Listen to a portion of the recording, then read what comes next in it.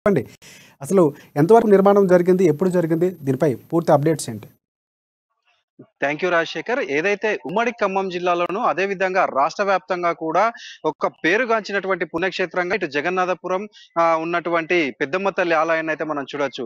ఈ యొక్క ఆలయం అధికారుల యొక్క నిర్లక్ష్యం వలన అక్కడ కొన్ని కోట్ల రూపాయలతోటి వెచ్చించినటువంటి ఫంక్షన్ హాల్ అయితే నిరుపయోగంగా ఉన్నాయని కూడా చూడొచ్చు. ముఖ్యంగా మనం చూసుకుంటే ఇటు వేసవి కాలం వస్తుండటంతో అక్కడ మొక్కులు చెల్లించుకోవడానికి అదే విధంగా ఫంక్షన్స్ చేసుకోవడానికి అనేక మంది భక్తులు కూడా ఈ యొక్క ఆలయానికి దర్శించే ఉంది. అయితే ఈ యొక్క ఆలయంలో ముఖ్యంగా మనం చూసుకుంటే ఇటు పెళ్లిళ్ళకు కాబట్టి శుభకార్యాలకైతే పెట్టింది పేరుగా కూడా మనం చూడొచ్చు. అయితే ఈ యొక్క పెద్దమ్మ తల్లి ఆలయం పరిసరాల్లో అయితే సుమారు 35 ఫంక్షన్ హాల్ ఉండగా ఈ యొక్క ఫంక్షన్ హాల్ల రేటు 5,000 నుంచి 50,000 వరకు కూడా ఈ యొక్క భక్తుల నుంచి వసూలు చేస్తున్నట్లుగా కూడా మనం చూసుకోవచ్చు. అయితే ఈ యొక్క ఆలయం సమీపంలో ఏదైతే ఆలయానికి ఎదురుగా ఉన్నటువంటి శ్రీశాలమైన స్థానంలో 2021 జనవరిలో 2 ఫంక్షన్ హాల్లను ఏదైతే దేవాదాయ ధర్మాదాయ శాఖ ఆధ్వర్యంలో అయితే నిర్మాణానికి శ్రీకారం చుట్టినట్లుగా కూడా మనం చూడొచ్చు. ఏదైతే 2021న 1,69,00,000 రూపాయలతోటి నిర్మాణం చేపట్టినటువంటి ఈ యొక్క ఫంక్షన్ హాల్ పూర్తయి గత సంవత్సర కాలం అయినప్పటికీ కూడా ఇప్పటికీ కూడా భక్తులకైతే అందుబాటులోకి రాలేదని కూడా చూడొచ్చు. దీనికి ముఖ్యమైన కారణం అధికారుల అలసత్వం అని, అదే విధంగా అక్కడ ఉన్నటువంటి ప్రైవేట్ ఫంక్షన్ హాల్స్ లో ఈ యొక్క భక్తులు అనేక మంది కూడా ఇటు మధ్యతరగతి మరియు పేద ఈ యొక్క భక్తులు అయితే మాత్రం ఈ యొక్క రేట్లని తట్టుకునే పరిస్థితి కనిపించట్లేదు. ముఖ్యంగా ఈ యొక్క అధికారులు అంటే ఈ యొక్క ఫంక్షన్ హాల్ కట్టబడి అంటే నిర్మితమై కూడా సంవత్సర కాలం గడుస్తున్నప్పటికీ ఇప్పటికీ దానిని ప్రారంభించకపోవడం ఏదో చిన్న చిన్న కారణాలు చూపిస్తూ దానిని అయితే కాలం వెళ్లదీసే పరిస్థితి అయితే చూడొచ్చు.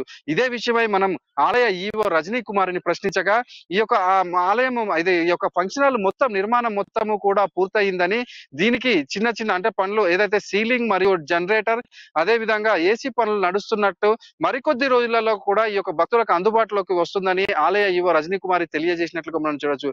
అయితే గత కొంతకాలంగా కూడా ఇదే సమాధానం చెబుతూ ఈ అధికారులు అయితే దాటవేస్తున్న పరిస్థితి అయితే మనం చూడొచ్చు. ముఖ్యంగా మనం చూసుకుంటే ఈ ఆలయంలో ప్రతిరోజు అంటే ప్రతి ఆదివారం కావచ్చు లేకపోతే పండగ దినాలలో కొన్ని వేలల్లో అయితే భక్తులు ఇక్కడ ఈ యొక్క అమ్మవారి దర్శనానికి వస్తూ ఇక్కడ శుభకార్యాలు అయితే చేస్తున్నట్లుగా కూడా మనం చూడొచ్చు. అయితే ఈ యొక్క ఫంక్షన్ హాల్ ఏదైతే ప్రభుత్వము తలపెట్టినటువంటి ఈ యొక్క మినీ మరియు ప్రధానమైన యొక్క ఫంక్షన్ హాల్ అయితే 700 మరియు 500 సామర్థ్యం కలిగినటువంటి ఈ ఫంక్షన్ హాల్ భక్తులకు అందుబాటులోకి వచ్చినట్లయితే ఈ యొక్క గుడికి వచ్చేటటువంటి సామాన్య భక్తులు ఇక్కడ శుభకార్యాలు చేసుకోవడానికి అయితే అవకాశం వెలువడుతుందని భక్తులు అయితే చెబుతున్న సందర్భం కూడా చూడొచ్చు. ఈ యొక్క అధికారుల నిర్లక్ష్యం వలన కొన్ని కోట్లు పెట్టి ఖర్చు పెట్టినటువంటి ఈ యొక్క ఫంక్షన్ హాల్ ఏదైతే మినీ మరియు ప్రధాన ఫంక్షన్ హాల్ ఈ యొక్క భక్తులకు అందుబాటులోకి రావట్లేదని, ఈ యొక్క రాకపోవడం వలన ఇక్కడ మందుబాబులకు అదే విధంగా ఈ యొక్క ఏదైతే యాచకులు ఉంటారో యాచకులకు అడ్డాగా మారినట్టుగా కూడా మనం చూడొచ్చు. అయితే ఈ యొక్క ఫంక్షన్ హాల్ చుట్టూ కూడా ప్రహరీ కూడా నిర్మించి చిన్న చిన్న కారణాలతోటి ఏదైతే ఏసీలు ఫిట్ చేయలేదని లేకపోతే సీలింగ్ చేపిలేదని ఈ కారణాలతోటి గత సంవత్సర కాలంగా కూడా పోస్ట్ పోన్ చేసుకుంటూ వస్తున్నారు. అధికారులు ఇప్పటికైనా కూడా ఈ యొక్క త్వరపడి ఈ యొక్క ఫంక్షన్ హాల్ ని ఈ 2 ఫంక్షన్ హాల్ ని కూడా భక్తులకు అందుబాటులోకి తెచ్చినట్లయితే మధ్య తరగతి మరియు సామాన్య భక్తులపై ఉన్న భారాన్ని అయితే కొంచెం తగ్గించినట్లుగా కూడా అవుతుందని అక్కడైతే ప్రజలు అదే విధంగా భక్తులు చెబుతున్న సందర్భం అయితే చూడొచ్చు రాజశేఖర్. రైట్. ఒకటి నవీన్, ప్రధానంగా చూసుకుంటే ఏదైతే ఫంక్షన్ హాల్ నిర్మాణంలో జాప్యం ప్రధానంగా ఏ కారణాలు చెప్తున్నారు అంటే ఎంతో భక్తులకి ప్రధానంగా మీరు చెప్తున్నట్టు ప్రతి ఆదివారం ఎంతో భక్తితో వస్తూ ఉంటారు. అంటే అక్కడ ఉన్నటువంటి స్థానికులు కానీ లేకపోతే వచ్చే భక్తులకు కానీ ఫంక్షన్ హాల్ ఎంతో ముఖ్యమైనటువంటిది. కానీ ఇంత జాప్యం చేయడం దాదాపుగా 2021లో మొదలు పెడితే సంవత్సరం ముందే అది పూర్తయినప్పుడు కూడా ఇప్పటికీ అందుబాటులోకి రాని పరిస్థితి. అయితే ఎప్పటి వరకు ఇది అందుబాటులో వస్తుందని పూర్తిగా ఏమైనా చెప్పారా?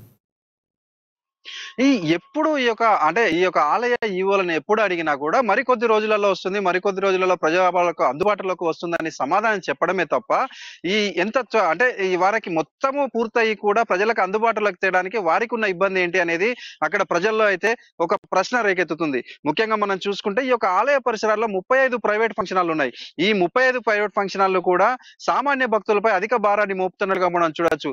అంటే ఈ యొక్క ఆలయ అధికారులు ఈ యొక్క ప్రజలపై అంటే ఇక్కడికి వస్తున్నటువంటి సామాన్య ప్రజలకు అందుబాటులో ఉండాల్సినటువంటి ఈ యొక్క మౌలిక సదుపాయాలు అంటే ఇటు ప్రభుత్వం తలపెట్టినటువంటి ఏదైతే ప్రజలపై భారం పడకూడదని నిర్మించినటువంటి ఈ యొక్క ఫంక్షనాలని ప్రజలకు అందుబాటులోకి తేకపోవడానికి గల కారణాలు అనేది ఇంకా అయితే అయితే అక్కడున్న ప్రజలైతే మాట్లాడుకోవడం అన్ని పూర్తయినా కూడా ప్రజలకు అందుబాటులోకి తేవడానికి అధికారులకు ఉన్నటువంటి అడ్డంకులు ఏంటి అనే వారు ప్రశ్నించే పరిస్థితి అయితే కనిపిస్తుంది.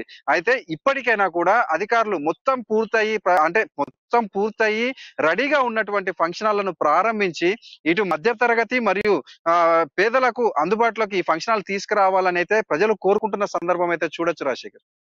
ఇంకోటి నవీన్, అంటే ఇక్కడ దేవాదాయ ధర్మ శాఖలో నిర్మించినటువంటి ఒక ఫంక్షన్ హాల్ ఏదైతే ఉందో దానికి పూర్తిగా ప్రభుత్వం కూడా కొంత బాధ్యత వహించాల్సిన అవసరం ఉంది. అంటే ప్రభుత్వం దృష్టికి ఇంత ముందు ఏమైనా తీసుకెళ్లే ప్రయత్నం చేశారు అక్కడ ఉన్నటువంటి భక్తులు కానీ, లేకపోతే ఆలయ ఈవోకి సంబంధించినటువంటి అధికారులు ఎవరైనా కానీ? ఎందుకంటే దాప్యం జరుగుతూ కొంతవరకు నష్టం జరుగుతుండే పరిస్థితి, అంటే ఇంతవరకు చాలా లాభం ఉండవలసినటువంటి అవసరం కూడా ఉంది. ఎందుకంటే పూర్తి స్థాయిలో అందుబాటులోకి వస్తే చాలా మంది వినియోగంలోకి వస్తుంది.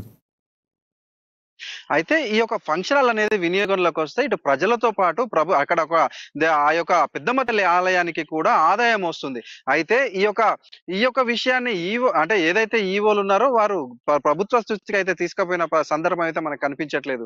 ఎందుకు అంటే ఈ యొక్క దేవాదాయ ధర్మాదాయ శాఖ తలపెట్టిన ముఖ్య కారణం ఏంటంటే ఈ యొక్క పేద మరియు మధ్యతరగతి ప్రజలే. ఈ యొక్క ప్రజలకి ఈ యొక్క ఏదైతే ఫంక్షన్ హాల్ ఖర్చు తగ్గించడానికి మాత్రమే ఈ యొక్క సదుద్దేశంతో ఈ రెండు ఫంక్షన్ హాల్ అంటే ఒక పెద్ద ఫంక్షన్ హాల్లో వచ్చేసి 700 మంది సీటింగ్ కెపాసిటీ కలగా, అదే విధంగా చిన్న ఫంక్షన్ హాల్లో 500 మంది సీటింగ్ కెపాసిటీ తోటి అయితే ఈ ఫంక్షన్ హాల్ నిర్మించారు.